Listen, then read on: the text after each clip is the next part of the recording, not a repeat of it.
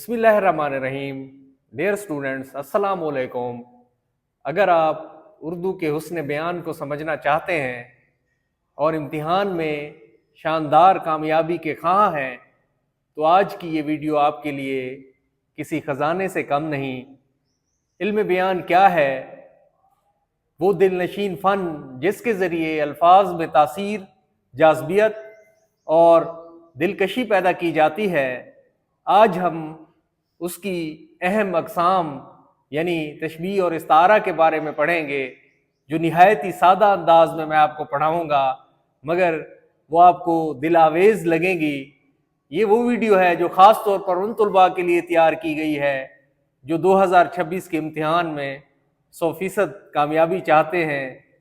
کثیر الانتخابی سوالات جن کا مسئلہ ہے اور ان کا خواب ہے کہ ہم اس کو بہت اچھے طریقے سے کر جائیں، معروضی ہمارے لیے کوئی مسئلہ نہ رہے، کیونکہ اس میں شامل منتخب اور نہایت ہی اہم کثیر الانتخابی سوالات MCQs جو آپ کی تیاری کو چار چاند لگا سکیں گے، اس کے بارے میں ہم ڈسکس کریں گے.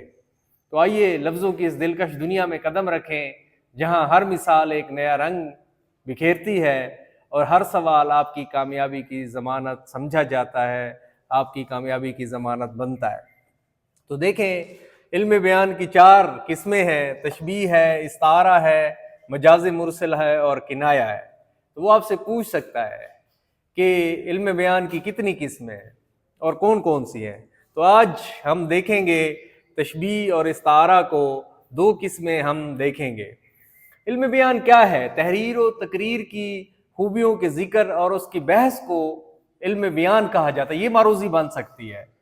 کیوں؟ اگر ہمارے طالب علم چاہتے ہیں کہ انہیں اردو زبان پر عبور حاصل ہو اور انہیں علم بیان میں وہ قدرت اور مہارت حاصل ہو تاکہ وہ اپنی تحریر و تقریر میں کمال حاصل کر سکیں، ٹھیک ہے، اور ان کی گفتگو بہت ہی بہترین ہو جائے اور وہ ان کے بیان کرنے کے مختلف طریقوں کو جان لیں، تو وہ علم بیان کے حوالے سے آپ کو مطلب کہ پتہ ہونا چاہیے ایک معروضی یہ بھی بن سکتی ہے، ٹھیک ہے. پھر اس کے بعد علم بیان کی یہ 4 قسمیں بیان کی گئی ہیں. تو تشبیہ اور استعارہ ہم دیکھتے ہیں. وہ پوچھ سکتا ہے کہ علم بیان کی کتنی قسمیں ہیں. پہلے تشبیہ ہے، پھر استعارہ ہے، پھر مجاز مرسل ہے، پھر کنایہ ہے، ٹھیک ہے. اب دیکھیں، جب کسی چیز کو تشبیہ کیا ہوتی ہے؟ جب کسی چیز کو مشترکہ خوبی، برائی یا نقص کی وجہ سے کسی دوسری چیز کی مانند قرار دیا جائے، ٹھیک ہے، تو اس کو ہم تشبیہ کہتے ہیں.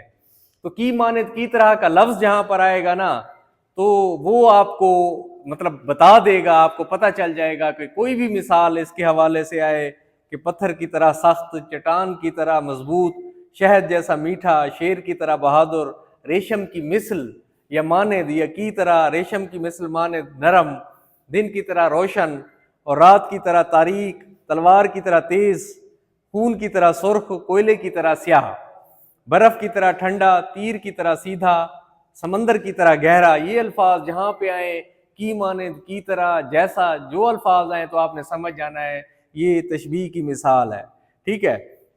اب آپ دیکھیں کہ جس چیز کو تشبیہ دی جائے، جس چیز کو تشبیہ دی جائے اسے مشبہ کہتے ہیں. یہ کاغذ دودھ کی طرح سفید ہے تو یہ کاغذ ہے، ٹھیک ہے. تو مشبہ بھی جس سے تشبیہ دی جائے، دودھ سے دی جا رہی ہے، ٹھیک ہے. اب جس کو تشبیہ جس سے دی جا رہی ہے تو اس میں خوبی زیادہ ہوگی، ٹھیک ہے. اچھا، وجہ شبہ کیا ہے؟ وجہ شبہ جو ہے اس میں سفید ہونا اس کا سفیدی ہے، اور حرف تشبیہ کیا ہے؟ اس میں کی طرح مانند ہے. بالکل سیم اسی طرح یہ مشبہ ہے، یہ مشبہ بھی ہے. یہ جو ہے حروف تشبیہ ہے، ٹھیک ہے، ادات تشبیہ بھی اس کو کہتے ہیں. اور بہادری کیا ہے؟ یہ اس کا وجہ شبہ ہے. تو اسی طریقے سے آپ کو پتہ ہونا چاہیے مشبہ جس چیز کو تشبیہ دی جائے، مشبہ بھی جس چیز سے تشبیہ دی جائے. جس کو تشبیہ دی جا رہی ہے جس سے، تو اس چیز کے اندر بہت زیادہ خوبی ہو، اوصاف ہو، وصف ہو. جیسے شیر زیادہ بہادر ہوتا ہے، اس وجہ سے رستم کو کہا گیا ہے کہ رستم جو ہے وہ شیر کی طرح بہادر ہے، ٹھیک ہے. تو کاغذ دودھ کی طرح سفید، دودھ سویٹ، ڈیلیشیس اور خوبصورت ہوتا ہے، سفید ہوتا ہے، ٹھیک ہے. تو اس وجہ سے اس کو کہا جا رہا ہے کاغذ کو اسی مناسبت سے کہ سفیدی اس کی طرح ہے، اس کی مانند ہے، اسے ملتی جلتی ہے، ٹھیک ہے. تو کی طرح، مانند، جیسا، کہے، گویا، یہ الفاظ جہاں پہ آ جائیں تو آپ نے سمجھ جانا ہے یہ تشبیہ ہے. تشبیہ کی مثال ہے، ٹھیک ہے. کسی نے مول نہ پوچھا دل شکستہ کا، کوئی خرید کے ٹوٹا پیالہ کیا کرتا. اب دل کو جو ہے نا ٹوٹے ہوئے پیالے سے تشبیہ دی جا رہی ہے. تو یہ تشبیہ خوبصورتی کا ایک بڑا اضافہ کرتی ہے. جو مشبہ اور مشبہ بھی کو طرفین تشبیہ کہا جاتا ہے. ٹھیک ہے، تو یہ آپ کو یاد رہنا چاہیے. جو مختلف مثالیں ہیں، اچھا وہ حرف جو ملاتا ہے، ٹھیک ہے، تو یہ وجہ شبہ کہلاتا ہے. جو حرف ملاتا ہے یہ معروضی آپ کی ہو سکتی ہے. اب اس کے کتنے، یہ اس کے جو ہے نا ارکان 4 ارکان ہے. یہ 1، یہ 2، یہ 3، یہ 4 ارکان ہے. ٹھیک ہے، تو یہ والا سوال نہیں آئے گا کہ ارکان تشبیہ کتنے ہیں. کیوں؟ کیونکہ پہلی کتابوں میں 5 بیان کیے جاتے تھے. تو اس طرح کے جو سوالات ہیں وہ نہیں دیتے کہ جس سے تھوڑی سی کنفیوژن پیدا ہو. ٹھیک ہے، اگر آپ بھی جائے تو آپ نے اس میں 4 کرنا ہے. ٹھیک ہے، تو اب دیکھیں محاورے اور ضرب المثال کی طرح تشبیہ کو بھی زبان کا زیور سمجھا جاتا ہے. تو یہ سوال پوچھا جا سکتا ہے کثیر الانتخابی سوالات کے اندر کہ محاورے اور ضرب المثال کی طرح تشبیہ کس چیز کو زبان کا زیور سمجھا جاتا ہے.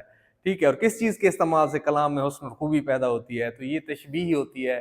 کسی ایک چیز کو کسی مشترکہ خوبی، برائی یا نقص کی وجہ سے کسی دوسری چیز کی مانند قرار دینا، کی طرح قرار دینا تشبیہ کہلاتا ہے. استعارہ یہ جو ہے علم بیان کی دوسری قسم ہے. تیسری مجاز مرسل، چوتھی کنایا. ٹھیک ہے، تو یہ ساری ویڈیوز موجود ہیں، ہر اس کے حوالے سے علیحدہ بنی ہوئی ہے کہ مروزیاں کسی طرح بنی ہیں. تو آپ وہاں سے بھی پلے لسٹ کے اندر سے بھی دیکھ سکتے ہیں. تو استعارہ کیا ہے؟ کسی ایک چیز کو کسی مشترکہ خوبی، برائی یا نقص کی وجہ سے کسی ہو بہو دوسری چیز قرار دے دینا، منوان دوسری چیز قرار دے دینا. ٹھیک ہے، جیسے مطلب کہ استعارہ کے لغوی معنی عاریتن یا ادھار لینے کے ہیں، مگر اصطلاح میں جب ہم کسی لفظ کو حقیقی معنوں کی بجائے مجازی معنوں میں اس طرح استعمال کریں کہ حقیقی اور مجازی معنوں میں تشبیہ کا تعلق ہو تو اسے استعارہ کہتے ہیں. اب استعارہ کے جو ہے نا 3 ارکان ہیں. ماں کہتی ہے میرا چاند آیا، ایک مثال کے ذریعے اس کو کہا جاتا ہے. مستعار لہو جس کے لیے مستعار لیا جائے، مستعار منہ جس سے مستعار لیا جائے. وجہ جامع جو ہے اس میں خوبصورتی ہوتی ہے. اب ماں کہتی ہے میرا چاند آیا. ٹھیک ہے، تو اس میں دیکھیں یہ میرا ہے، آیا ہے، چاند ہے. ٹھیک ہے، تو یہ مستعار منہ چاند ہے. تو اس میں مستعار منہ چاند کا بتایا گیا ہے. ٹھیک ہے، لیکن اس میں نہ یہ ہے اور نہ یہ موجود ہے. تو مستعار لہو کیا ہوگا؟ اس میں بیٹا ہوگا، اور اس میں وجہ جامع کیا ہوگی؟ یہ اس کی خوبصورتی ہوگی. تو اس میں یہی بتایا گیا ہے کہ بیٹا اس کا ذکر نہیں ہے اور خوبصورتی اس کا ذکر نہیں ہے. تو مستعار لہو کا اور وجہ جامع کا ذکر نہیں ہے. یہ استعارے کی خوبصورتی ہے. اچھا، ایک اور مثال دی جاتی ہے کہ ایک بلبل ہے کہ ہے محو ترنم اب تک، اس کے سینے میں ہے نغموں کا تلاطم اب تک. ٹھیک ہے، تو یہ مثال کس کی ہے؟ پوچھے گا کہ یہ کس کی مثال ہے؟ تو اس میں جو ہے یہ استعارہ موجود ہے. یہ استعارے کی مثال ہے. اچھا، کس شیر کی آمد ہے کہ رن کانپ رہا ہے؟ رن ایک طرف چرخے کون کانپ رہا ہے. تو اس میں کس شیر کی آمد ہے؟ شیر کہا گیا حضرت عباس کو، ان کی رضی اللہ تعالیٰ عنہ کو ان کی بہادری کی وجہ سے ڈائریکٹ کہا گیا ہے، ہو بہو کہا گیا ہے. ٹھیک ہے، لیکن شیر میں اس کا ذکر نہیں ہے مستعار لہو کا. یہی اس کی خوبصورتی ہے. اسی طرح دوسری مثال بھی یہی دی گئی ہے کہ ماں کہتی ہے کہ میرا چاند آیا. تو اب یہ مطلب کہ کسی ایک چیز کو کسی مشترکہ خوبی، برائی یا نقص کی وجہ سے دوسری چیز ہو بہو دوسری چیز قرار دے دینا. ہم وہاں کہہ دیتے تشبیہ میں کہ رستم شیر کی طرح بہادر ہے، یہاں ہم استعارہ میں کہیں گے کہ رستم شیر ہے. ٹھیک ہے، تو یہ ڈائریکٹ کہا گیا ہے. تو کس شیر کی آمد ہے؟ شیر کہا گیا ہے. پلکوں سے گر نہ جائے کہ موتی سنبھال لو، دنیا کے پاس دیکھنے والی نظر کہاں. ٹھیک ہے، تو اب موتی کہا گیا ہے. مستعار لہو اس میں آنسو ہے. اب مستعار لہو اور مستعار منہ اس کی مشترک صفت یہ دیکھیں، وہ وجہ جامع کہلاتی ہے. مستعار لہو اور مستعار منہ کو طرفین استعارہ کہتے ہیں. ٹھیک ہے، تو اس کے ارکان کتنے؟ ارکان استعارہ اس کے 3 ارکان ہیں. تو اب آپ کو اس سے واضح پتہ چل گیا ہوگا. تو یہ اس کا امتیاز ہے، خوبصورتی ہے کہ استعارے میں مستعار لہو کا ذکر نہیں ہوتا. تو استعارہ کے لغوی معنی عاریتن ادھار لینا کے ہیں. وہاں پہ آپشن میں ہو سکتا ہے کہ ادھار دینا، لیکن آپ نے جو صحیح چننا ہے وہ ادھار لینا ہے. تو اس طریقے سے آپ کریں گے انشاءاللہ پوری معروضیاں آپ کی ایسی ہوں گی. اللہ حافظ.